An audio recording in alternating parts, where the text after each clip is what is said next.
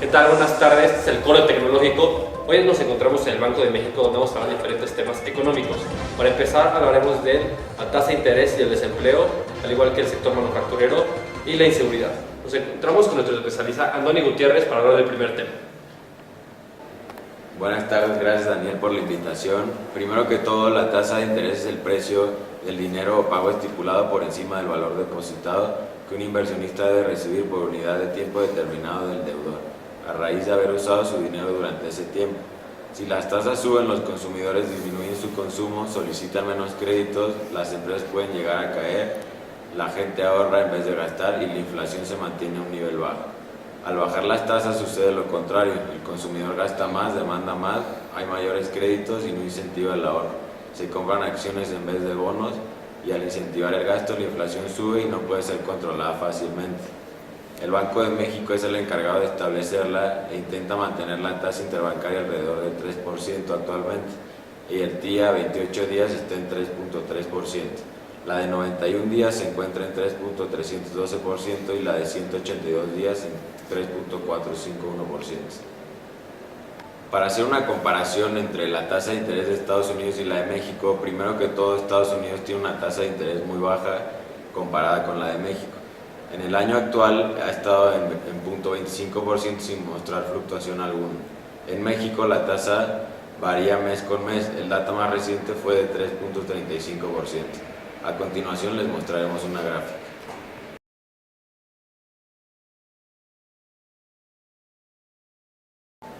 Ya que la tasa de Estados Unidos es menor que la de México, el inversionista americano prefiere endeudarse con interés bajo e invertir en el extranjero con una tasa más alta. Gracias a eso se presentan las fugas de capitales y se restringe la oferta del dólar e incrementa su precio. Hablando de la inflación juega un factor importante al hablar de las tasas de interés. Si está más alta que la tasa, entonces por dejar tu dinero en el banco uno pierde dinero. Así que en el último dato que se tuvo de la inflación, que fue de 2.52%. En cambio, la inflación en Estados Unidos es de menos 0.36%. Esto quiere decir que hay una deflación. Aún se gana dinero por tenerlo en el banco, pero la cifra es mucho menor que la de México. En este momento Estados Unidos incentiva mucho más el consumo que en México. Han perdido inversión, pero han logrado levantar la economía desde la crisis de 2008. A continuación les mostraremos una gráfica.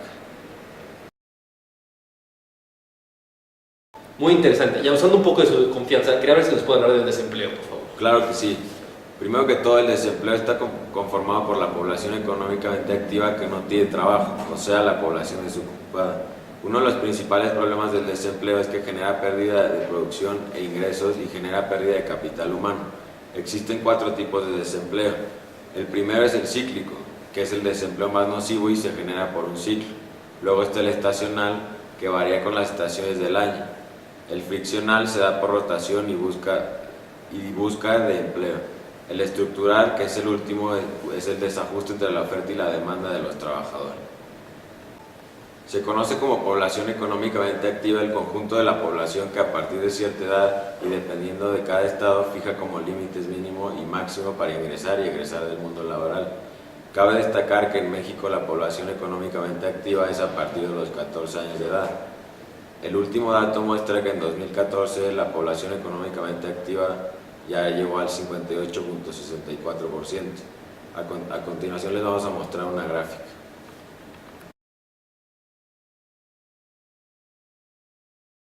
Bueno, muchas gracias, fueron unos temas muy interesantes. Gracias por venir al programa. No, muchísimas gracias por la invitación. Y a continuación vamos a unos cortes comerciales. La ruleta ya está girando. Le va a dar una fuerte acidez, una molesta indigestión, una tarde llena de náuseas, un pesado malestar estomacal. No importa el malestar que te toque, Pepto-Bismol es el alivio de acidez, indigestión, malestar estomacal, náusea y diarrea. Pepto-Bismol. Hay quienes me preguntan cuándo se va a transformar México, cuándo se va a mover, como si tuviera una fecha en el calendario, un martes o un jueves. Y lo que hay que entender es que es un proceso. México ya está en movimiento. De ser un país detenido, nos transformamos en el país con un paquete de reformas audaz reconocido por el mundo. De un país en donde no se aceptaba públicamente que había hambre, como si no existiera, Hoy somos una nación en la que más de 3 millones de personas tienen atención alimentaria directa. De un país en donde no se combatía de fondo el rezago educativo, nos transformamos en una nación en la que se asegura la calidad de la educación. De ser un país que no podía explotar al máximo sus recursos energéticos, nos estamos transformando en uno capaz de generar energía más limpia y barata. México ya se atrevió a cambiar. Nos comprometimos a mover a México y estamos cumpliendo. México está en movimiento. Segundo informe. De vuelta en el estudio, ahora hablaremos de un tema que causa mucha controversia en México, que es la delincuencia. Actualmente se acaba de hacer el semáforo económico, que indica que el 26% de los economistas están preocupados por la inseguridad, ya que afirman de que es uno de los principales problemas que afectan el desarrollo económico. Actualmente se dio a conocer el dato de que 74,000 millones de pesos, que equivale al 4% del PIB, afecta a la economía del país. Esto gracias a la inseguridad y a la corrupción. Los altos índices de inseguridad y violencia han limitado el desarrollo económico, desincentivando el combate a la pobreza, el desempleo y otros factores. Se puede ver que la inseguridad incrementa los costos empresariales, la inversión, al igual que deriva en un cambio de direcciones en el capital de los empresarios, descartando a México como un país óptimo para invertir. La inseguridad afecta principalmente a la economía doméstica. Esto es el turismo, ya que las personas reducen su nivel de visitas, al igual que los comercios de playas, al igual que en zonas turísticas, ha bajado su clientela, todo por el miedo de asistir a estos lugares. A continuación vamos con nuestro reportero Pablo, ya que tiene una entrevista muy interesante con el doctor Bateman. Hola Daniel, efectivamente aquí estamos con el doctor Bateman. Él estudió en el ITAM, tiene una maestría en doctorado en Chicago, también ganó el Premio Nacional de Economía, trabajó en el sector público y está aquí para acompañarnos, es un gusto. Hola. Dígame doctor, ¿cuáles han sido los sucesos que han pasado y que han afectado al sector manufacturero?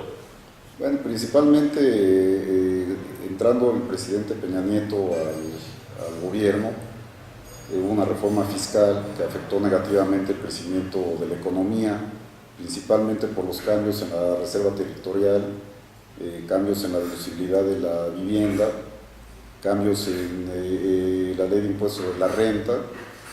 Principalmente comentando a este respecto, pues los aumentos en las tasas, pasando de las empresas del 30 al 37 y de las personas físicas del 30 al 34, pues han mermado en el consumo, lo cual impacta directamente en el sector manufacturero.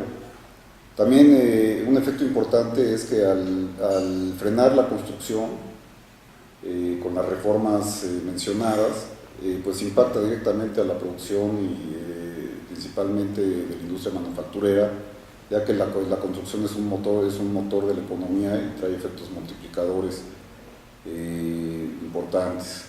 Principalmente pues la construcción se alimenta de todo tipo de insumos, cemento, varilla, vidrio, aluminio, bienes muebles, bienes inmuebles, en fin. Y al no permitir la deducibilidad inmediata en la compra de los terrenos, sino hasta que se construyen, y al cambiar la reserva territorial, haciendo que solamente la reserva de las zonas metropolitanas sea la que se pueda, la que goce de incentivos, pues han metido el freno a toda la construcción y eso ha traído pues una disminución del producto manufacturero, ¿no? Del sector manufacturero. Otra pregunta, doctor. ¿Qué repercusiones cree que podría tener el subir el gasto público en el sector manufacturero? Sí, también así el gobierno, para compensar parte de la disminución en el consumo privado, pues ha incrementado la deuda pública. Ha incrementado el gasto público a través de deuda, ya que pues también la recaudación y la captación de recursos con la baja en el petróleo, en la producción del petróleo y en el precio del petróleo, pues ha hecho que el gobierno disponga de menos fondos y la única manera de gastar más y crecer, compensar el consumo privado, ha sido a través de deuda pública. ¿En qué se traduce? ¿En qué afecta esto al sector manufacturero a largo plazo? Pues que la deuda pública tarde o temprano se va a tener que pagar y eso implica que el gobierno va a tener que aumentar sus impuestos, sus ingresos vía impuestos vía mayores impuestos, ¿no? Y eso pues a la larga también frena el consumo porque la gente sabe que va disponer de menos dinero y pues contrae la actividad económica y le pega directamente al sector manufacturero. Gracias por estar con nosotros, ha sido un placer. Gracias, Daniel, regreso contigo. Muchas gracias. Doctor Bateman, fue un gusto. Bueno, sería el fin del programa. Muchas gracias por sintonizarnos en el corte tecnológico y de parte de todo el equipo, nos vemos en la próxima.